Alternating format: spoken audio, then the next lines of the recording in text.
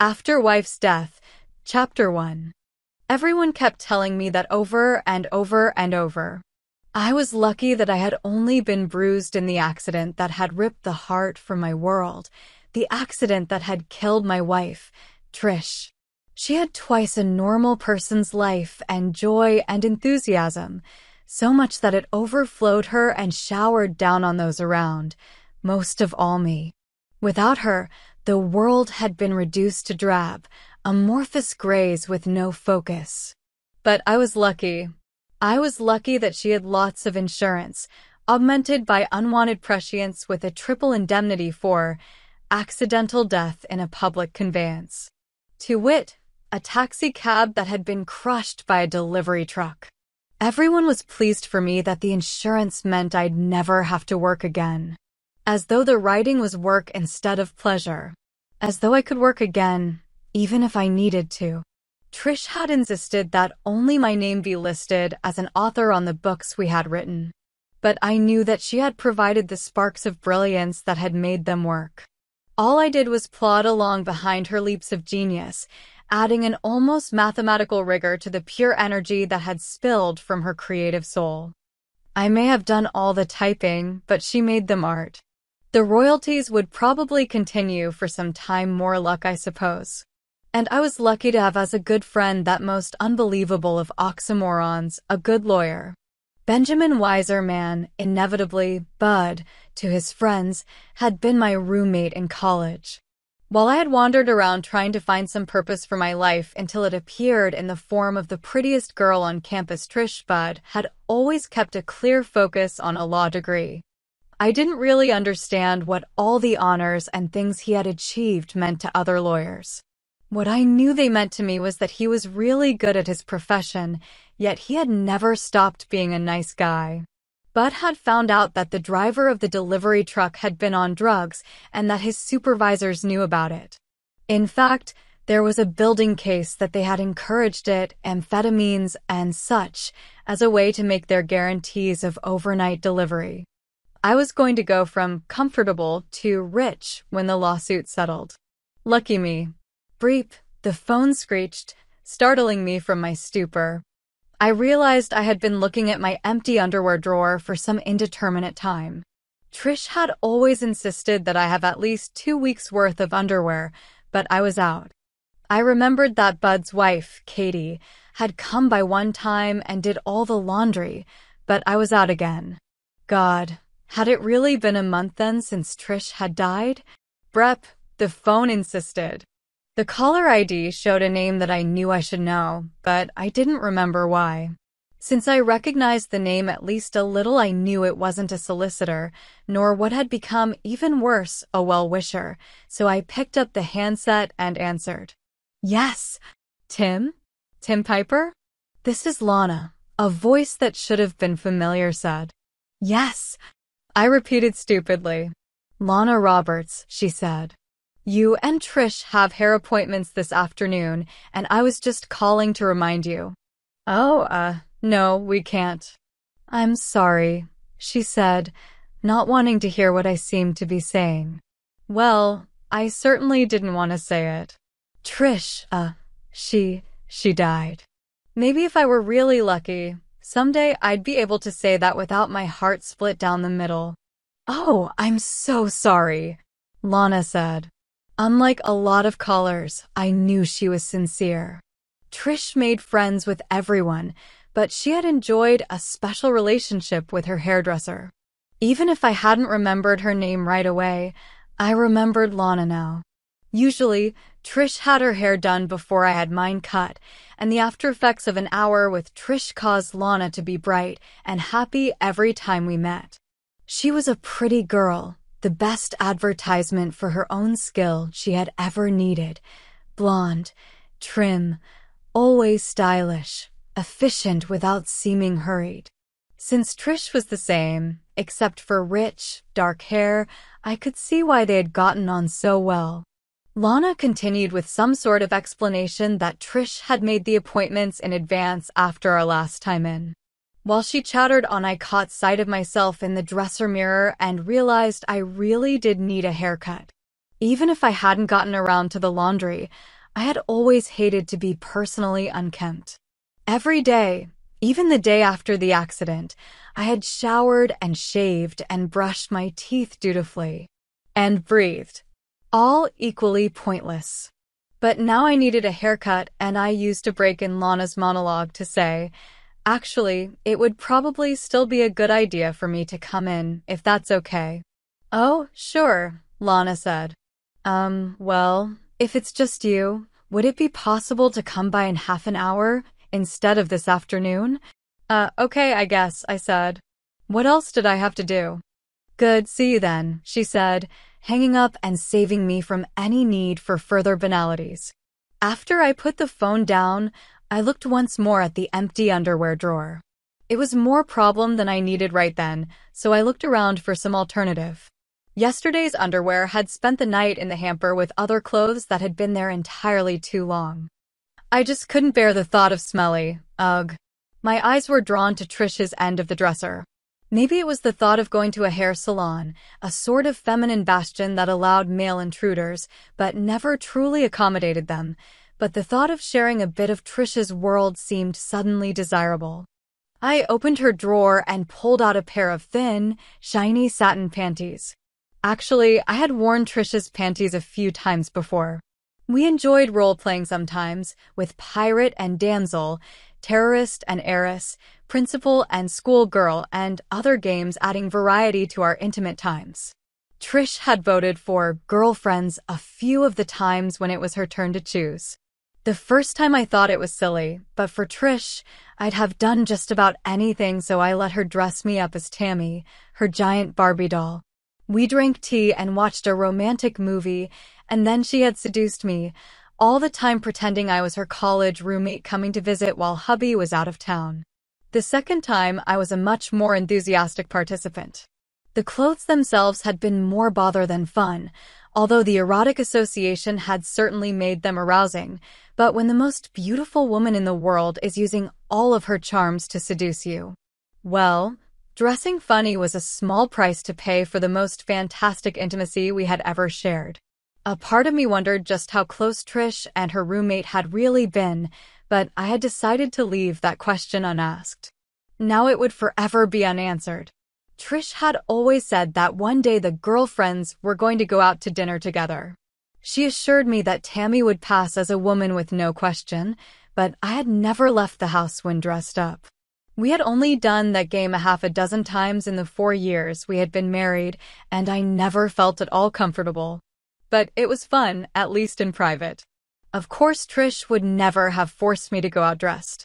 Any sort of deliberate humiliation would have been as impossible to her as, well, deliberately hurting someone physically. The hall clock bonged and I realized I had once again fallen into reverie. Grabbing the panties, I slid them up my legs and reached for my jeans. They were almost too loose and I had to tighten the belt a notch. I must have lost weight since the accident. Since I couldn't really remember what I'd been eating lately, any surprise at that discovery didn't last long. My jeans felt funny over the panties. One localized area felt cool and slick, while the rest was normal. Always before, Trish had carried through the masquerade with overtly feminine styles, so the combination of panties and pants was a new experience. The continuing strangeness triggered memories that had lain dormant for a month, and I found myself responding physically as I drove. It made me feel closer to Trish in a way that I thought would never happen again. I sort of wandered, mentally, between distraction and reverie once I reached the salon. Getting my hair washed had always felt nice and relaxing, and Lonna's typical chatter washed over me with no more residue than the well-rinsed shampoo. Once we left the basin and moved to her chair, she ran her fingers through my hair, and I sort of roused from wherever I had been. "Same thing as always?" she asked. Then before I could answer, she chattered on, "Your hair is so thick and soft. It seems a shame to cut it. Half the women who come in here would say it's to die for." "Oh, God," she spluttered. "I'm so sorry." That's okay," I said. But I sat up straighter as an idea came to me. Lonna, I was thinking about something." "Yes," she said, reaching for her scissors. "I suppose you'll think this is sick or something," I blurted out, "but could you cut my hair like Trish's?" "What?" she said. I blushed, a response the mirrors threw back at me with cruel clarity, and shook my head. "Nothing," I said. "No, really," Lonna insisted. "Did you ask if I can cut your hair like Trish wore hers?" I nodded. It was a stupid idea. I just miss her, I guess. Lonna's look softened and she said, it won't look the same for quite a while, of course, but if that's what you want, I can cut it so it could grow into that style. If we don't do the bangs right away, it won't look that unusual on a man. And if you decide you really want to do this, we can work something out later on the really feminine aspects. You think it's stupid and sick, I said, disgusted with myself. No, Lonna insisted. I think it's kind of sweet, wanting to keep some aspect of her in your life, part of you all the time. She sighed and looked wistfully into my reflection in the mirror, showing her own longing to me at the same time. I wish I could meet someone who would love me that much. The moment stretched on, both of us lost in our own longings until our eyes made focused contact again, and we both grinned sheepishly. Lonna covered her own embarrassment by becoming smoothly professional. Okay, Trish wore her hair basically all one length except for her bangs. But it will take a lot of care to make that work well, especially when your hair gets longer. Right now, all you'll need to do to make it look neat is blow dry it over a brush, but blow drying is hard on hair, so you'll need to use some conditioners and a good shampoo. I'll show you how once it's shaped. It'll look a bit 70s retro, at least as far as guys' styles go, with more fullness over the years than men do now, but that's not a big deal. She chattered on about how hair grows at different rates, and how I'd need to come in at least as often to keep the hair on top trimmed while the lower parts grew out, and this and that, and a dozen other things that started to wash over and pass me again. I paid a little closer attention when she explained how to use the brush and dryer to give it a little body, once again reminded me of Trish, who had often done the same thing. Eventually, I was dutifully buying the recommended shampoos and conditioners and whatever else she said I needed, half determined in my own mind to call the whole thing a stupid idea as soon as I got home. Lonna was right that my hair looked well within the range of men's styles, so there was nothing irrevocable done so far. But somehow I also found myself making another appointment for 6 weeks down the road, this time scheduling a longer block of time than I had ever needed before. Strange as it was, a plan to do something different with my hair seemed to energize me. At least it was a plan, not a continued drift. I busied myself straightening up the house, washing clothes, and carting out trash from who knows how many takeout meals. Later that afternoon, when I was taking a necessary break to use the facilities, I realized I had forgotten about my forced underwear choice. Would it be wrong? Would it be obsession if I wore some more of her clothes? We were about the same size. She had been quite athletic, trim, but a bit more than slender. Perhaps lean would be a good word. She hadn't had much body fat, not even in the places she had wanted some. Even before I had lost some weight, she had found enough among her own clothes to give Tammy a different outfit each time we played her girlfriend's game. I snorted to myself and thought, that's even more stupid than letting my hair grow out. Still, I was feeling better than I had for a while, so I decided to go out to eat instead of just ordering something. There was a nice, family-style restaurant that Trish and I had often gone to on spur-of-the-moment occasions, and somehow I felt like repeating those memories instead of avoiding them. Eating alone is no picnic, but I pretended Trish was with me, holding a silent conversation about the food, about the way the waiter was flirting with her, and how she was encouraging him. She told me about her day, finding outrageous humor in the most mundane situations. None of it was real, of course, and I knew that. I wasn't quite that far around the bend. But all of those things had happened at different times in that place, and I cherished the memories. I tried to remember every single detail of her, how she held her head, the way she liked to twirl her fingers in her hair, the way she scrunched up her nose when she was kidding, the way the little lines crinkled in the corners of her eyes when she was really amused. The way those same little lines stayed hidden when she was just being friendly with a stranger. I knew she had never really flirted with anyone we had met, no matter how friendly she seemed. She had always saved those little smile lines for me. It was the most enjoyable meal I had eaten since. I kept up the mental game until I got home, though it was starting to run a bit dry. Not that I couldn't remember more details of Trish, but I felt sort of stupid to be pretending she was still there, even silently and alone. It was well into the evening, but I knew Budweiser man would still be awake, so I called him. "Hello? Bud, it's me, Tim." "Well, hi, Tim. I've been wondering if you were going to hibernate forever." "Thanks, friend." "I appreciate the sympathy," I replied dryly. Quietly now, but unrepentant, he said, "Tim, you know I loved her as much as anyone in the world besides my Kate, but you have to move on with your life." "I know," I said. "In fact, I got my hair cut today and did the laundry and just got back from going out to dinner." "Well, good for you." "Yes, it was good for me," I agreed. "In fact, that's why I called. I know I have been, well, hibernating is as good a term as any. Is there anything I need to be doing? I don't remember paying any bills or, well, anything since the accident."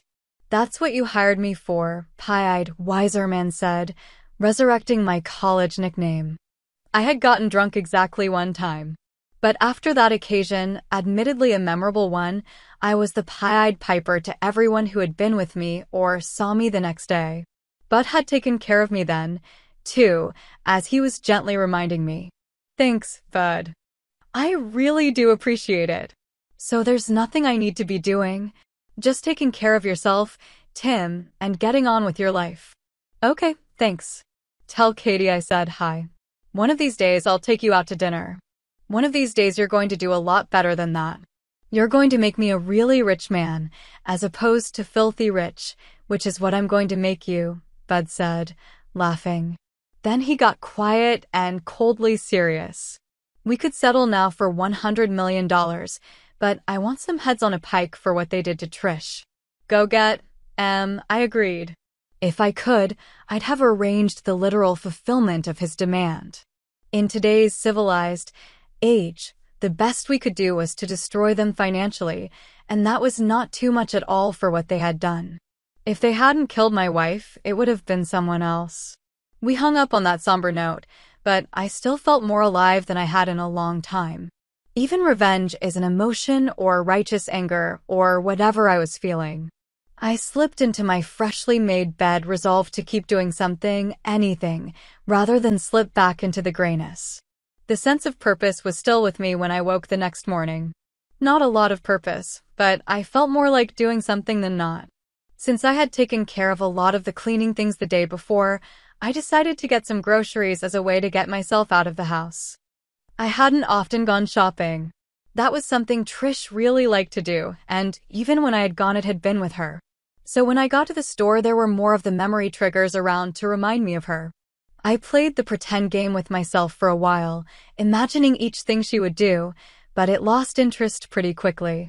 The very act of envisioning her in the store also pointed out the void where she, well, wasn't. However, when I was trying to decide which of the many items to choose, I found myself trying to remember the things she had done in making her choices. That had a strange effect. Maybe it was the props, the cantaloupe or the lettuce or the package of meat, but when I picked something up and tried to do what she would have done, I could almost feel a pleasant memory being renewed and a sad one being pushed further back in my mind. Even things that didn't really work for me worked for this. I didn't have nearly enough hair to twirl, but lifting my hand near my cheek while I mused about a choice just felt, comforting somehow. By the time I completed the shopping, I found myself copying several little mannerisms I knew she had done. More weirdness, I suppose, but I really didn't care. I started my pretend game over on the drive home, this time playing the part of Trish to an invisible Tim. Since there wasn't anyone else in the car with me, I even spoke out loud, laughing and giggling in the musical cadences that Trish had used so beautifully, then pitching my voice artificially low to make an exaggerated response as Tim. "You really are slipping around the bend," Trish said, her eyes dancing with teasing amusement. Not only talking to yourself, but answering. Tim answered with a wry shrug. What's wrong with going crazy? You've been doing it for years. Good point, she snickered. But I was just trying to keep up with you. Yeah, right, Tim said with a snort. Like there was ever anything worthwhile in our life, where you weren't there first and pulling me along. Yeah, right, I said, dropping the game and speaking in a quiet, natural voice. That sense of touching Trish, somehow, renewing her presence in my life was like the almost remembered identity of an actress in a film. I knew that person from somewhere, but I couldn't quite remember the other role that had truly defined her to me. I felt like some essential part of her, something I should remember, was not quite clear in my mind. I wouldn't have believed I could ever forget an instant of our life together, but that nagging feeling just wouldn't go away. Not that I wanted it to go away. I didn't want anything related to Trish to go away, least of all some aspect of my memory of her. While I was putting the groceries in the pantry and refrigerator, I wondered if there were some way to help focus those memories. It was obvious that a lot of things had broken through my dark mood once I quit lazing around and did something. Even more so if I did something like Trish would have done, acting out her part. That sparked an idea. I pulled out a set of Trish's exercise clothes and went to burn some energy on the treadmill. These clothes and the forced exercise of the treadmill had been one of her favorite distractions when something was bothering her.